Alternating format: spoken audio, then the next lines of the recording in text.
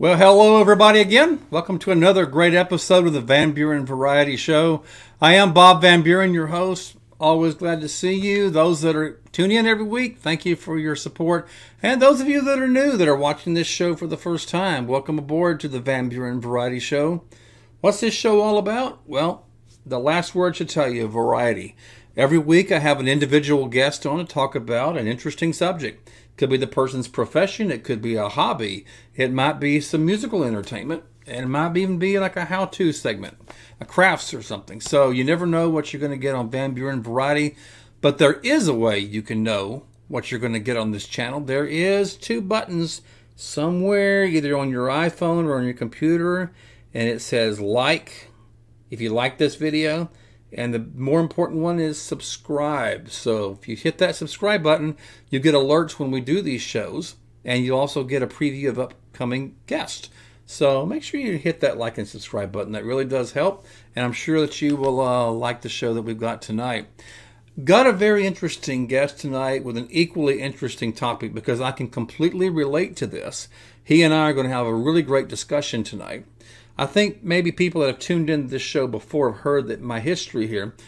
Years ago, long before the internet, long before a webcast, when the dinosaurs ruled the earth, I was a disc jockey for a local radio station. Actually, there was two radio stations that I used to work for many years ago. One was an AM radio station, and one was an FM radio station. I like the FM better than the AM, but I'm not dissing the AM at all. That was my first start in radio. And so how long ago was that? Well, I can answer that in two words, actually. This was, how can I say it? This was some decades ago, and unashamedly, it was about 50 pounds ago. And this was during my college days. So this was me at one of my radio station jobs, and I was on the air when this picture was taken. And yes, for those of y'all probably looking at that is dinosaurs what you're looking, not just the guy sitting there, but look at the board. Look at all those dials, and more importantly, look what's right behind my head. There are tapes there, and yes, those are reel-to-reel tapes. No such thing as digital. I think CDs were still in their infancy at that time, but I think I'm giving the weather report right there. Had to take it right off the, here go again, a thing called a teletype. I'm sure nobody knows what that is anymore. But, and then here's another picture of me at the DJ stand, and look there. I'm playing a 45 RPM record. So, did I just date myself there or what? So, I had loads of fun giving weather reports. I was the weekend guy at this station and couldn't have had, a better time there. I even took requests at there. There's someone that called in wanting to hear a certain song. And I always tried to play the music that they wanted to hear. Some DJs, people will call in and they might play it in an hour or an hour and a half later when the person's already given up. Well, sometimes I would deliberately try to find that song, whether it was on record or tape, and try to play it as soon as possible. So, again, I can't say enough about my radio days here. After I left radio, kind of got into community theater, and now you can see where I'm at now. Got a webcast, so just one thing leads to another. Like I said, I played records back in the day, so I'm kind of proud of some of these records that I got, especially this one. This was popular back in the day when I was on radio. It's a song called Joe Knows How to Live by country artist Eddie Raven. And you will notice I got the guy's signature. Got his autograph on that record. So that was pretty special. Other guest we played was Don Williams. And, of course, the king of country there, George Strait. And, of course, it goes without saying, the queen of country, Loretta Lynn, that we just recently lost. So was glad to play her music and show her style as well on the air. On our AM station, we had an easy listening format. Not sure if anybody remembers Ray Conniff, but he was one of many artists that we played over the air. He's got a lot of great songs. And here's probably an artist not many people have heard about. Y'all probably know him from his acting more than his music. Chris Connolly. The name of the album was The Boy from Peyton Place. There was a soap opera called Peyton Place back in the day, but he also did other movies like the 1974 family film Benji. So a lot of these artists were on that station. So now that I've given you the dinosaur tour, yes, especially I like this one the best. You can see the reel-to-reels and the tapes, and of course the records. So, but that was them. Let's talk to someone who's in radio now. Now that I've aged myself completely. So, what better guest than to have someone who is a morning personality for a local Dallas-Fort Worth station? And I'll bring him on right now. Ladies and gentlemen, I'd like to introduce you to Gordon Griffin of 660 AM The Answer. Gordon, welcome to the Van Buren Variety Show. Hey, thanks, Bob, for having me on. And I was looking at those pictures that you were showing.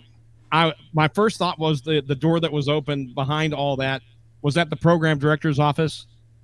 No, he was actually behind. No, it wasn't his. Nope, no, not at all. You would think it would, but no, not that. You mean this picture or the other one? I just had to check that little small wee opening there for the program director to come out and say, not that song. Don't play that song. Yeah, that's out of format. Yeah, why'd you say that? So I'll just ask you. Now, I'm sure this is goes without saying. Well, I'll show it to you again. Every piece of equipment that you see there in that picture is not used in radio today. Would that be a correct statement? I would say probably 95% of that probably not used today. Now, the reel-to-reel decks probably somewhere in America. There's some station, probably a small to medium market station is using it because it probably still works for them, and that's fine. Your large market stations probably have some sort of automation equipment there for their overnights, or even in some cases evenings and overnights, as there's more and more automation that takes place on even on the bigger radio stations. And let me guess, that thing in the left corner right there of this picture is probably a dinosaur too. Right? Yeah. I'm trying to figure out what the record label is of that single you're playing. Maybe MCA. MCA. Yes. The rainbow gives it away. Yeah. Yeah. Oh man, does that bring back memories? I mean, it does for me, for sure. It does, because my first radio gig, I've been in radio now for, as of last month, 37 years now. And congratulations! Thank you very much. I appreciate it. It's one of the first radio gigs that I had, paying radio jobs that I had. We played, I'd say about half of our music at least was on. This is 1985, and half of our music was on 45 or on an album that we would pull, and we had to log down every song that we played. We had to log it in for BMI ASCAP purposes. Yes, They would come knocking about 2 or 3 times a year. They would want to know, okay, such and such week and such time, you have to log everything you play, and then you got to mail that stuff to us. We never did that. Wow. And so that sometimes it would make you wish, well, gee, I wish we were a talk station then, because we would have to. But even then, though, I mean, on a talk station, then if you're using more than 30, I think the rule was 30 seconds of a song or a piece of music, like going back into the program, you had to log it. Yeah. So, yeah. I mean, but that's so those things are still, I think, in play. It may be done a little bit differently now because with the push of a button or something online, ta-da. Yep. It goes to them in Nashville, wherever they are. So, yeah. Well, you said you've been in radio 37 years, Gordon. Well, tell us kind of about your career in radio. Where did you start, and how have you progressed now to 660 AM The Answer? Well, I think I'm the news and afternoon news anchor. I'm the morning news and afternoon news anchor for 660 AM The Answer. I'm on during the morning with Mark Davis on his show from 7 to 10. And then I'm doing news in the afternoon. We've got some syndicated programming then, but I've been at 660 now for, this is my 26th year, of which most of that time has been, thank you. It's been in news talk or conservative news talk for these past few years now. But I got started way back in 1985 at KEOM, which is a Mesquite school station. We were one of the few high schools in the country that has a high school radio station. At that time, it was right across from the principal's office. So if you said something stupid on the air, you might end up in the principal's office. No, that's neither there nor there. But we had a very small, a very tiny radio station. But for a radio station in a high school, we had better gear than probably most radio stations in the market at that time. We Wow. just didn't have the room, didn't have the space, but it was nice. And I thought, oh man, I can't wait until I get to such and such station and blah blah blah blah. And little did I know that actually the next station I would go to, it was like traveling back in time in a spaceship and going back. So it wasn't as nice as what I had before, what I learned on. And in some ways, it would have been better, I think, had I learned on something older that might be breaking apart in some cases to get used to that and wondering, what do I do now? If this happens, what do I do? But there was plenty of on-the-job training. There was plenty of good training, solid training at KEOM. So I'm thankful for that now, and I look back on that fondly. But my first paying radio job was K-Sky, was 660. We were at that time. It was a mix of Christian teaching and contemporary Christian music. Same frequency you're on now. Yeah. Oh, okay. Yeah, and so at that time, K-Sky was not a 24-hour station. We would sign on at 6 a.m. and go off the air at 10. And wow. I was the dude that had to sign us off and make sure you get the station off. Don't leave the transmitter. Don't leave it on overnight. I've had to sign off, and I had to make sure that thing was flipped off. Yeah. And we played. You probably played a like a 30 or 60-second cart that says, such and such now concludes its broadcast day, blah, blah, blah. It's owned and operated by such and such, yada, on something radiated power, yada, yada, yada. And now the national anthem. I mean, that's we did that, huh? Close out with the national anthem. And then at the very end, bam, you signed off transmit. You were gone. And at that time, you had to manually shut. There was no such thing as flip switch. Yeah. It was a that switch. came later. That was about 10 years away. But Wow. back then, you had to manually sign on and sign off the radio station. And at some point, I want to say in the mid or late 90s, engineers could set up their system so that it signs on at sunrise when it's supposed to, and even on the new months, because those change depending on your frequency. And then it also programmed to sign off the radio station at the appropriate time. It's fascinating. That's even changed now. I mean, so now we're in the computer age, and it's amazing what we do with all that. So, yeah, but I was at K-Sky for about a year and some change the first time, and the station went a different direction. They kind of let a few of us go at the same time, and that was my first lesson of, don't get too comfortable, and don't get too sad and down on yourself because this happens, because it will probably happen at some point in your life. In fact, it may happen several times. That format changes happen. People come and go. Absolutely. And it's ever changing. Yes. And for me, I learned very early about that. But 3 weeks later, a program director across town came calling and said, I'm familiar with your work at the other station. We happen to have a couple of openings. You have some time to talk. I thought, well, yeah, I have some time to talk. Why not? Yeah. Yeah. And so I went over to the station, had about an hour-long conversation, and we hit it off really well. And I started there about a week later and was part-time. And that became part-time. Then, we are about to go 24 hours. At that time, they weren't. We're about to go 24 hours. We're going to need somebody to do evenings and overnights. And okay, sign me up. And so that led to, they liked me there. So then I was a primary fill-in for the morning guy when he was out. So that was a big honor, I think, and being able to do that. And then that became, we've got a midday opening, so we've got this. Can you do that? Yes, I can do that.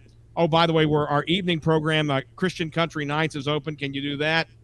And so for about 6.5 years, I did everything that they asked me to do there and grew. That's where the majority, I think, of my growth took place, from year 2 to year 7, year 8, being in the business. Oh, great. And but then left there because an opportunity presented itself in Austin. It was a morning drive position for a radio station that was talk, and they were looking for a frick to the frack, looking for a co-host. Sure. And I took that job, and honestly, I really think that I would have stayed longer had a series of very unfortunate events not happened here in town. I lost my dad at a very young age. He was only in his 50s.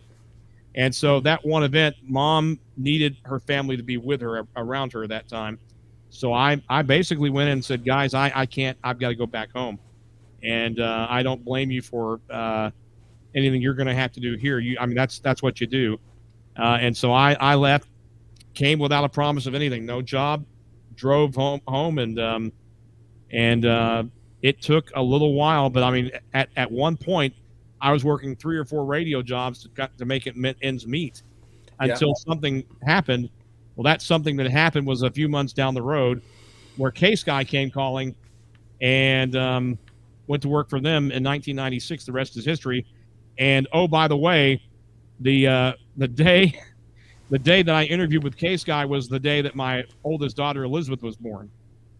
Oh, that's an easy day to remember then. Yeah, I just came in for an interview in my shorts and a t-shirt, and I'd been up all night long. As the guys, hey, I'm sorry, I've been up all night long at the hospital, and I'm so sorry. And they laughed about it, and we all laughed about it, and they took me out to lunch and said, now listen, here's what we've got. You're under no pressure to say anything now. Go home, sleep on it, pray on it, and all that, and get back with us. And it took maybe 24 hours, and I called them and said, hey, I'm in, let's go. And I took the job, and then a year later became program director here, back when we were a Southern gospel and teaching music station at that point for years. And then Salem Communications bought the station in 2000, and there were some of us that stayed and some that didn't. And I was very fortunate and blessed that I could stay here and keep going. And about 2004 is when the format became a news talk, conservative news talk format. Okay. And I had very little. The only knowledge of doing news programming was in Austin. I had a little bit of that there at KIXL. And so I really think that helped me. That prepared me for that moment. Because had I not had that on the resume, there's no telling. I may not have made it through the format change.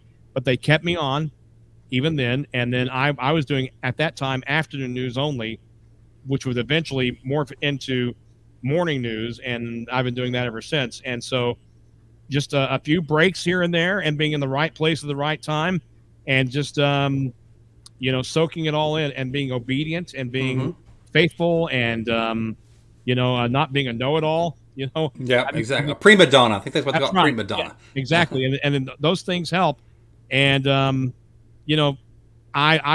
wouldn't do a thing differently. I mean, I love doing what I do even now, even though the industry has changed. It's constantly changing. Yeah, and you got to keep up with it. And but I am very thankful for what I do, and the people that I work with. I work with some terrific people who that's great have made this all possible. Well, I can relate. I enjoyed my time in radio. A lot of people ask me why I left. I mean, I had a great time. Getting on the air. It's partly cloudy today with the 75-degree weather, so enjoy. But what my problem was, I just couldn't break in the industry. For example, the AM station that I worked at, I was in college, but I worked Tuesdays and Thursday evenings only, minimum wage. And so that wasn't done. Well, I was in college, I can understand that. But FM, I was getting out of college, but I was the weekend guy. I was Saturdays and Sundays, nothing during the week. And so I tried to, talk to the program director, I talked to the management. I'm like, I'd like to kind of break in, have a show. It could be all, an all-night show. No, they didn't stay off on the air all night long. But I thought, I could join the morning crew. But I found out very quickly. I even put in resumes at other local stations, and morning shows are hard to break into. You really have to establish yourself and be known who you are. And I tried, and I worked full time at another non-radio job while I had my weekend programs. But it wasn't going anywhere. I was thinking, I was holding out for radio. I'm like, I want this so bad. I'm outgoing. And I enjoyed my listening. The requests that people made.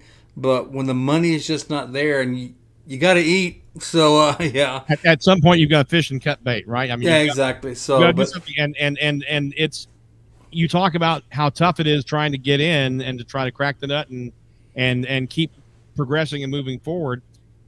More so now, because the jobs are drying up, the radio positions are drying up across the board. I mean, it's where you, at some stations, you may have 14 to 15 hours a day of live programming, with the rest of it being automated. Yep. So then that takes positions right there. So now you're basically with morning drive for 4 hours. You've got a midday position, usually 3 to 4 hours, and you've got an afternoon drive position of about 4 hours. So you've just talked about 12 hours of programming, which means usually stations today, some of them, not all of them, but some stations are automating evenings and overnights. both of them. They both are day parts. And so when you signed off, or when you're done at 6 or 7 o'clock, that station goes to network programming or goes to automated programming. Yep. And so those positions are gone now at some places that would have been here back when you were in radio. Yeah. The AM station that I was at made a very terrible blunder back in the day. They had live DJs all day long. I mean, they had church programming on Sunday mornings. A lot they potted in live from different churches, but what they did to save money, and it was too premature, they automated everything. But here's the problem with that: the DJ voice was recorded in those reel-to-reels. So every time I'll say George Strait came on, All My Exes Live in Texas, he would say, the music song would come on, but interspliced in the recording would be, and here's George Strait again with All My Exes Live in Texas. Yeah. But every time that song plays, the DJ says the same thing over and over. Oh, yeah. But then at 5 minutes till the top of the hour, we potted in news. It was state news. The system would automatically drown out any song that was playing and then pot in this 5-minute news program. The problem with that, the automated voice would come on the air and say, okay, here's the brand new one from Loretta Lynn. Here's It's True Love. And the song just, shh, network news, I'm Charlie Butts. I'm like, yeah. And people were calling in to the owner, I heard, and asking him, is that a real person or is that on tape? And he was telling them, no, it's a real person. They're here. I'm like, and you hear that voice 24/7 almost. And so, I mean, people got, and in fact, I'd already left, and there was no reason to stay just to monitor a board. And they finally went back to live DJ, but it was a horrible management decision at the time. You mentioned Charlie Butts. That's a name that I haven't heard. I thought, you know that name? TSN, right? TSN. Yes. And I still have that in my mind. TSN News. TSN News. I'm whoever. But, I mean, that brings back memories, and they were every bit of a 4 to 5 minute news, top of the hour news. I want to say that their newscast came at 55. At 4:55, 5:55. Yeah. And then I went to FM. You'd walk the dog up to the top of the hour. Yeah. FM station. Now it wasn't TSN. It was AP Network News. Oh yeah. AP News. I'm Guy Speakwell. No, I mean I don't know. That brings back memories though, and then having to make sure that if you played a song before the news at 55, it better time out at 55 or whatever you're doing is going to end abruptly at 55. For news. Yeah. We had fillers, what we called fillers. It was like a bluegrass instrumental song. Right. We had several of them. So if we knew we only had, we've got a minute and a half to fill. We've already given the weather. We've given the bulletins. So we would say, okay, well, it is top of the hour now, and we'll be right back with AP Network News here on this station. And so that would be our filler, and then we could go right into the news program. Yeah. Those were the days, man. And did you ever have we joke about this, but I'm really serious. Did you have a list of bathroom songs? Oh yes, I'm glad you brought that up. Those long, 5, 6, 7, 8, 10 minute songs that you can go, well, if I've got an emergency, I can take care of that and play this long song that will bail me out at the moment. So there was a record that we had. Yes, I'm aging myself. It was a 45 record, but it was a DJ copy, not one you get in stores. Oh yeah. And it was by a country band. They weren't around, I guess, very long, but they were called the O'Kanes. Was the name of it. But on one side, I don't remember the name of the song. It was what they called the radio version, the 3.5 minute version that you normally hear. On the flip side of the record was the same song, but it was like an extended version. It was 7 minutes to 7.5 minutes. So it was kind of a running joke with the DJs. If we were listening to the system and that song came on, well, we know what that DJ's doing right now. And when I would put on the song, when I was monitoring by myself, I'm like, well, they know I'm in the bathroom right now. Yeah. And I'm sitting there praying, please don't let the record skip. Don't let that record skip. Not now. So yeah, we had our own extended version. Did you ever have that too? Well, this is the welcome to When Things Go Wrong with Gordon Griffin. Dude, I think I may have told you this about the time where at that time I was working for a radio station. The restrooms for some reason were upstairs and you couldn't get to them downstairs. You had to go upstairs to get to them. So I thought, well, I need 7 minutes is what I need. About 7 minutes, I think, to get this done and get up there and get back. And so I didn't go up the stairs. I decided I'm going to go up the elevator and do this. And then I get up there and do what I need to do, and then get down to the elevator to come back down. The elevator's stuck. Oh, no. And my song, which was, by the way, on an album that could get stuck, right? I mean, the needle, so I'm stuck in an elevator, and I'm stuck on an elevator, and I'm stuck on an elevator, and this 7.5 minute song is stuck for, I don't know how many, 30, 40 minutes or so.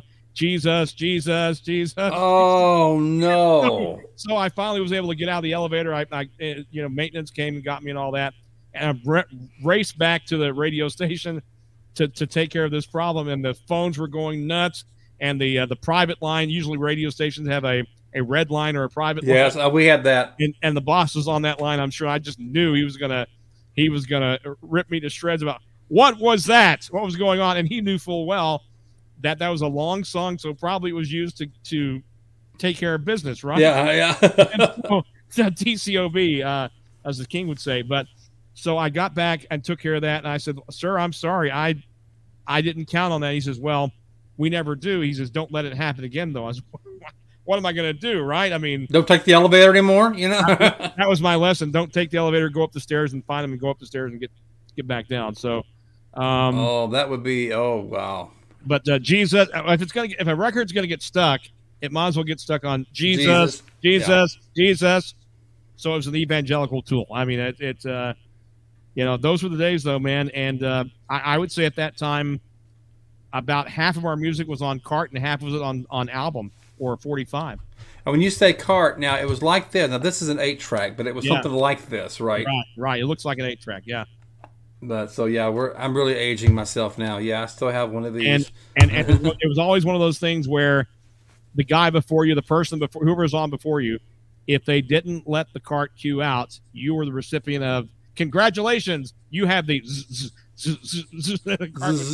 oh wow. Meaning that the person before you didn't let the cart cue out, and so the song that you thought was going to be there, you might be waiting a few seconds for that.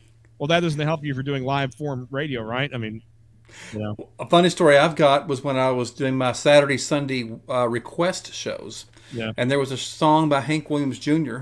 And this lady, it was brand new at the time, and she called up and she said, "I'd like to hear this song." And I said, "Okay." I knew where it was on the tape. I had to find it. And she goes, "Well, what time do you think you might play it? Can you play it at a certain time?" I said, "Okay, well, it's almost top of the hour, right after the news, with 5-minute news." "Okay, that's perfect." And then she explained, because I have my cassette tape already ready in my stereo and it's paused. I'll record it just as soon as you start, playing it. So I thought, you know what? I'm going to do her a favor. And so after the news was over, I said, "And here is the brand new one from Hank Williams Jr. I know you all love it. Here it goes right now." And I could just see her in my mind, going, "Unpause, record." Did her a favor. So we had there were certain people that would call at certain times, and you just knew there was a collection of people that would call. You knew that they were going to call and request the same song, and in some cases they request the same song like 30 minutes after they requested that song, and here we go with that, right? I mean, it's but I just really appreciate, when I look at things today, I really look back at that time very fondly and thinking, you were literally that close to getting in the ear of a disc jockey saying, "Could you play my favorite song?" And in most cases, they could play it because that song was probably in heavy rotation, right? That was the absolutely $25,000 secret, was that it was probably in an A hit rotation or a B rotation. So those songs top 40, want to cycle every 2 or 3 hours, and so if you just hang on a little bit, then you might hear your favorite song. And so a jock could come out smelling like a rose. "Oh, sure, I'll play your song." Well, the song's in heavy rotation, so it'll be played. That reminds me, like I did my shows on Saturday, Sunday, but from Sunday, from like 8 o'clock in the morning till noon, they did live church. They would go like different churches services, Well, I came in to relieve this guy at 12 noon. That's when the church services ended. Then I was going to be playing Top 40 Country. And he had this real disgusted look on his face. And I'm like, what's wrong, man? He goes, do you know I was in the middle of playing like either it was a Baptist church or a Church of Christ services, you know?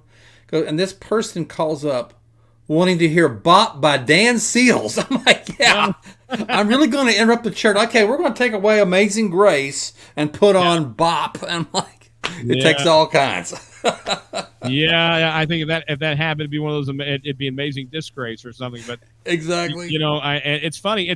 There's so many funny stories over the years. I've got plenty of them. And one of the greatest. This is, you know, I don't know that I really fully appreciated this back then, but I look back on it now very fondly. I'm sure you're familiar with the like the radio tradio kinds of shows. Yes. I want to sell my tractor. In fact, I had one guy call us up, and it was we were getting his joke series. Swap Shop. Yeah, Swap Shop. And this guy, I think he was giving us his joke series or something. He said, "Hey, I want to sell my wife." I'm like, "Oh, you didn't just say that, did you? Oh my goodness." I shouldn't make fun, but there was a guy, a farmer, who called Swap Shop a lot in this local station I remember, and he would always buy or sell farm equipment or animals. Yeah. And one I can remember because he had said the same spill, and I'm not making fun. Okay, I'm just telling you how this man talked. And the lady with someone, she goes, "Hey, this is Swap Shop. You're on the air. Go ahead. I'd like some peafowls and some peafowl eggs. And you tell that woman you called earlier, want an incubator, tell her I got a good one for her." And she'd repeat what he said, and he'd give the phone number, and he'd always say, she goes, "Well, thank you for calling Swap Shop." "Yes, ma'am, thank you."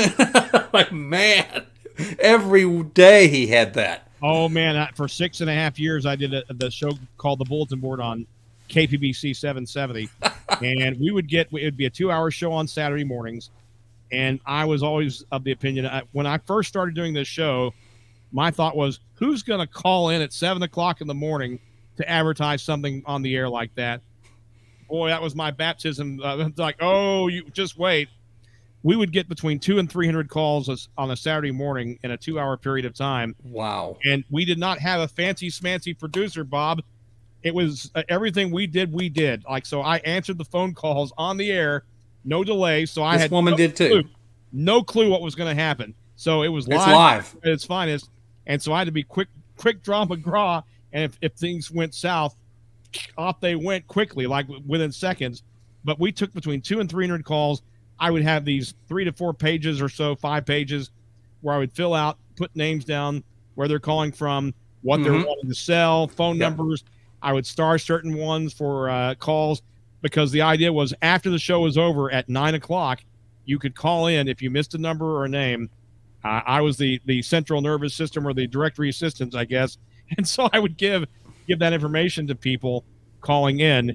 And honestly, really some of the funnest times of my life were doing that silly show. But it was such a meaningful, I think, show that we were doing that was important. Yes, absolutely. And people thought it was important, and so I got it. And many radio stations around the country do something like that, and it really is an important part of what they do. What I thought was funny is that, back in the day, and probably even now, maybe radio personalities can attest to this, but back in the day, if there was ever a crisis, especially I'm talking about a local city crisis, whatever, people thought the DJ should know. Because sometimes I'd be at the station, maybe it would be storming outside, but it didn't do anything for us. But maybe parts of the city, the power went out, So you would think, okay, we're going to call the power company. No, you call the radio station. Are you aware our power's out over here? No, didn't know that. Well, what should we do? How about you call the electric company? Here's their phone number. You keep saying it's partly cloudy when it's raining in buckets where I'm at. What's going on, weatherman?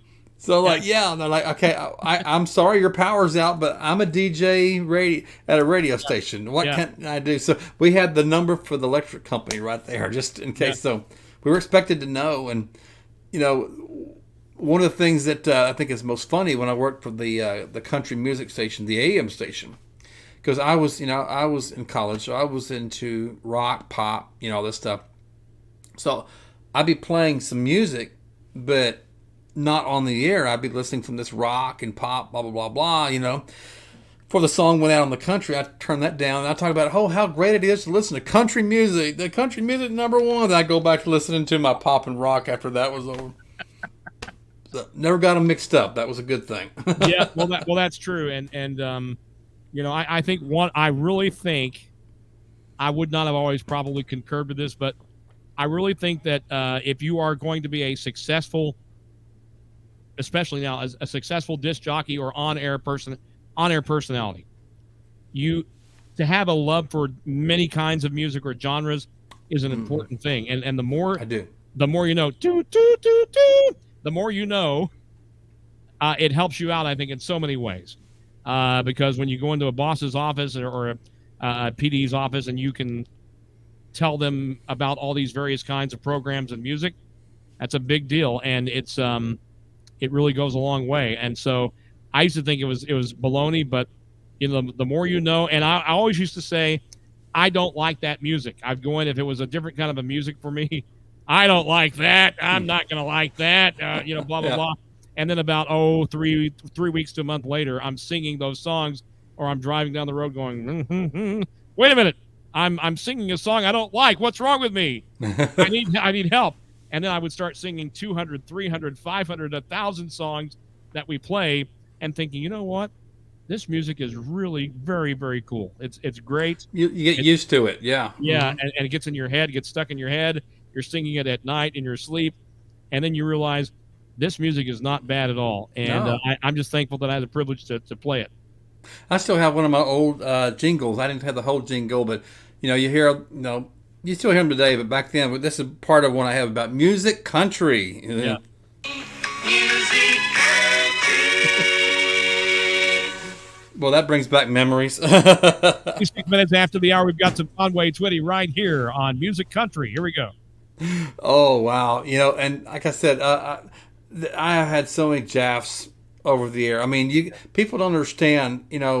People today, especially broadcast television, you hear about the 7-second delay.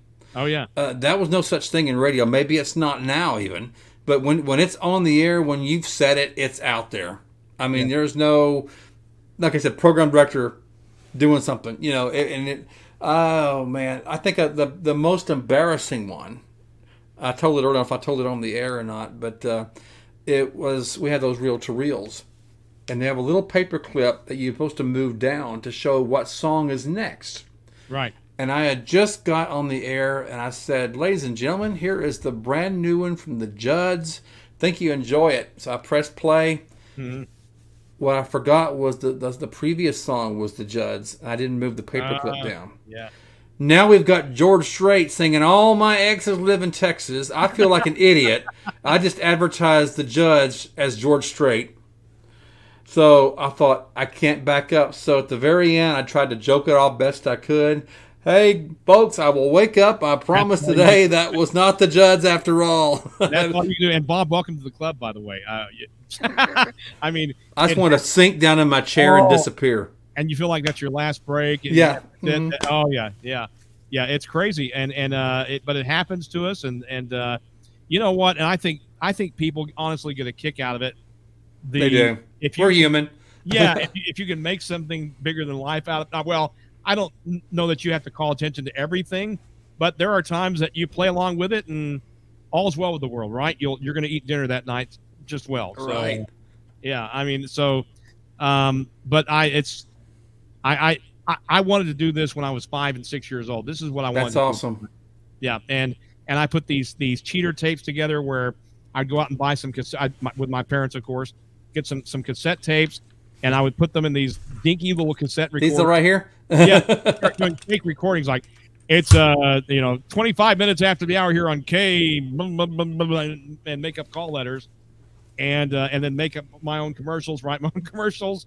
And I would play music from other radio stations that I recorded these tapes from, and here's so and so, and I fire off the music and cue it up to the start of the song, and that's awesome. The whole 9 yards. And I thought, you know what, this is so much fun. I want to do it someday. And that day happened. It started with answering phone calls for a talk show when I was 16 years old. Right. And then by the time I was 17, I was working at my high school radio station playing music, most of which was on reel-to-reel, as you were talking about. And you had to fire up, it sensed tones on those reel-to-reels and it would fire up the next Right.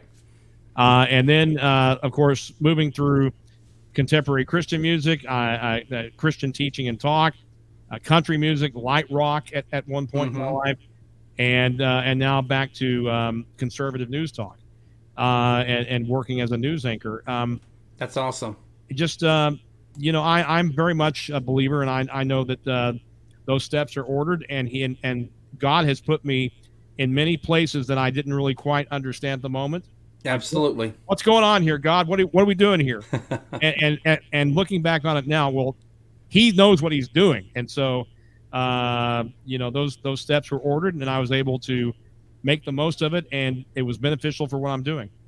Absolutely. Now, earlier in the broadcast, I showed, now you have it on your display there, but let me show the audience. This is the website for Gordon's radio where he works. It's AM 660. Now, folks, this station is in the Dallas-Fort Worth, Texas area, but Gordon, can anybody, anywhere in the country, anybody in the world, click on this and listen? That's right. You can stream anywhere. We can be heard anywhere.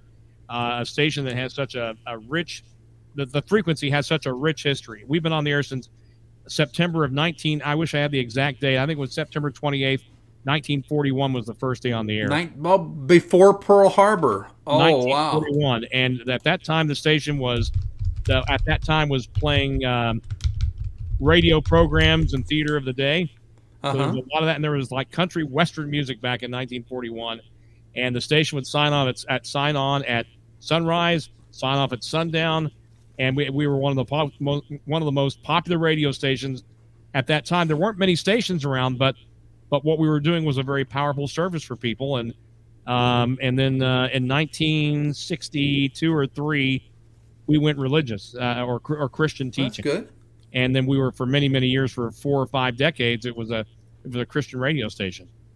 But just to be a part of this rich history, there are pictures from the 1940s and 50s and different knickknacks and things like that are just powerful reminders about where this station was, where it was heading, where we are now, and things like that.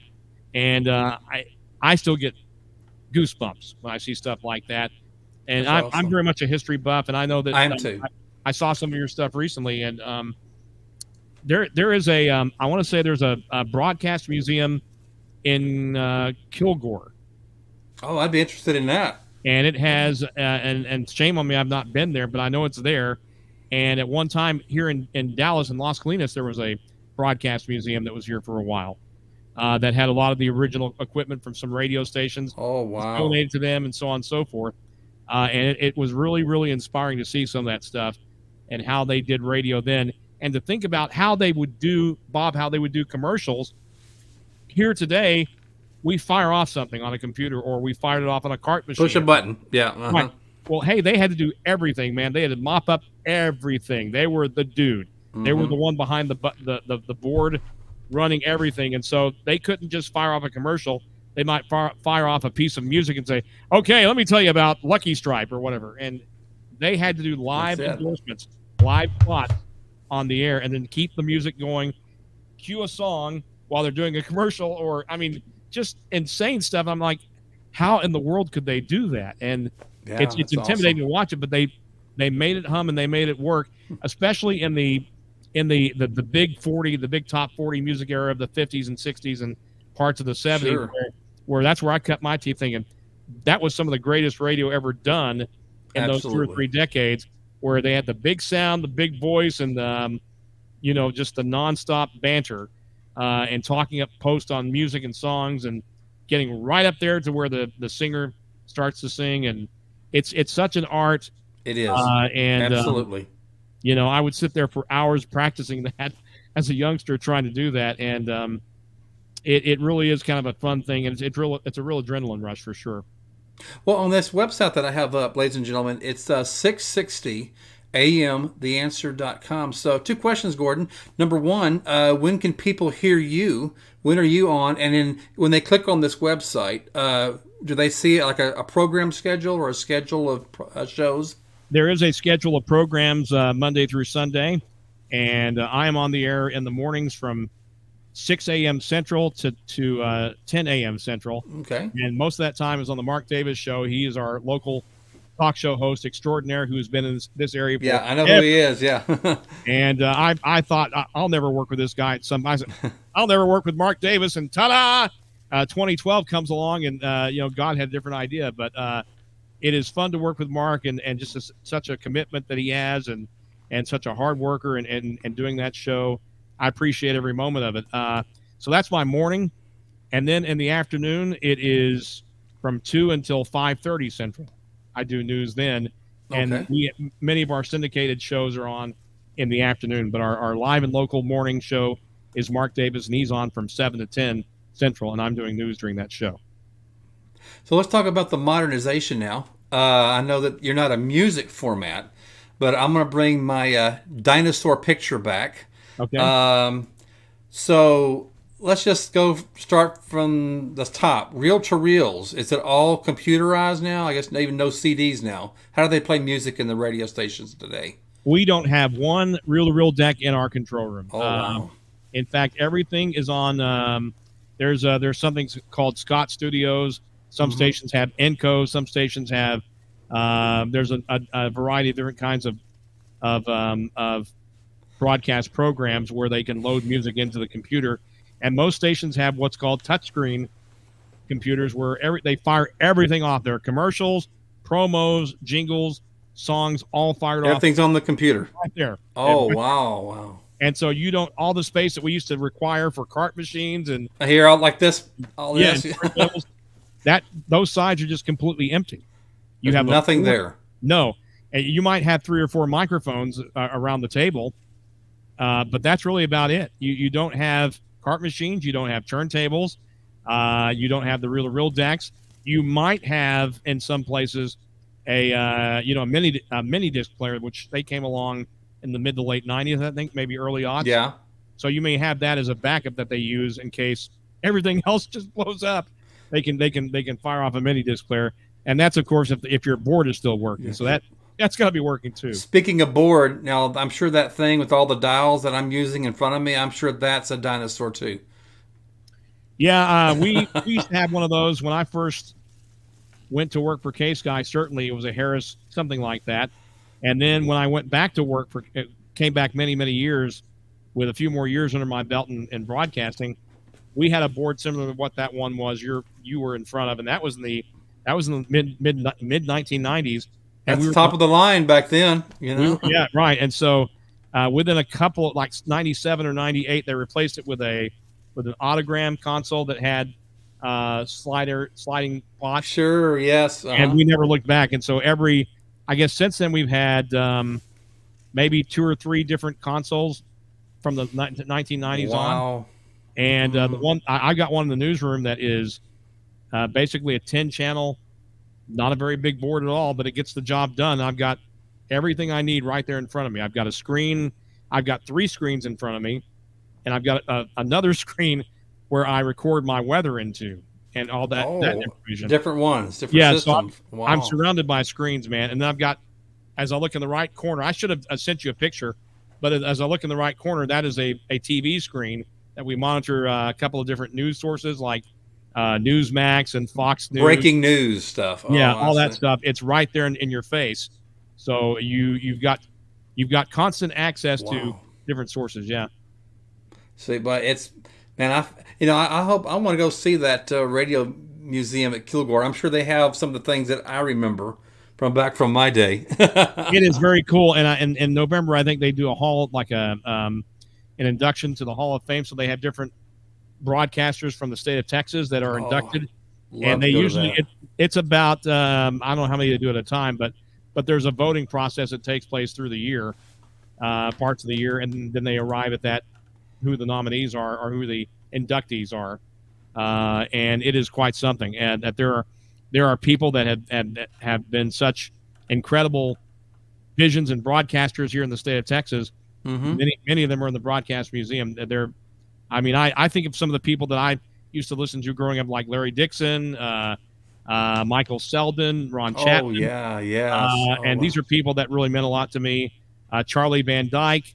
I could go on and on as far as names go. I remember Stevens and Pruitt. I used to listen to them Stevens a and lot. Pruitt, Dave Craddock or Kid Craddock. Yeah. And Russ Martin, Humble Billy Hayes. Oh, wow. And these are people, the late Terry Dorsey at KSCS. That's right. And these are just people that, man, I cut my teeth listening to them, and I was on the edge of my seat. It was like a kid at a toy store, man, or a candy store. Got a great comment, about how things were when I was there, and then you've talked about how they are now. Sharon says, it's good to see how far things have come. I agree with you, to see how technology is just constantly changing. Yeah. And so just because, we live in a society with gadgets and iPhones, but, 10 years from now, you're going to show a picture of an iPhone, and the kids today are like, that ancient thing? So. What's funny, Bob, is I said, I guess it was a few years ago when my smartphone became truly smarter than I was or something. They all are. It's yeah. debatable, I guess. But I always said that I will never watch a program on my phone. I'm not going to do it. I will not do it. I will watch it on a TV screen, a movie theater, but I will not watch it on my phone. And what have you done? and what have I done? What have I done? I watch many of my programs on my smartphone, because I'm moving and grooving all the time. I marvel at how far we've come. Radio stations use that technology as well when it comes to texting into a talk show, or they know that people are on the go. And so they're taking every advantage of this, knowing that we might very well be listening in Schenectady to our favorite radio station in Dallas, right? Exactly. We just advertise your 660 channel. I mean, anybody in the world can, anybody in Europe could hear it. It's a great thing, Bob, and the ability to watch some of my favorite newscasts and hear some of my favorite people in Houston, as I grew up in Cypress, Fairbanks in the early to mid 70s, to be able to hear some of them, to watch some of the news from that area, and I can go when we get off of here. I can go to my TV and pull up KTRK channel 13. And that is awesome. And watch those things here in my house in Watauga. That is progress. And are there things that I don't like about today versus yesterday? Oh, sure, we could probably find a million things like that, that are not the same as they used to be. But man, there are some incredible things that the time that we're living in right now. There are things that we can do that we couldn't do then, and I'm just thankful to be a part of it. You mentioned the Houston station. Well, I showed you. I can get on YouTube and look up old programs from on TV subscription television.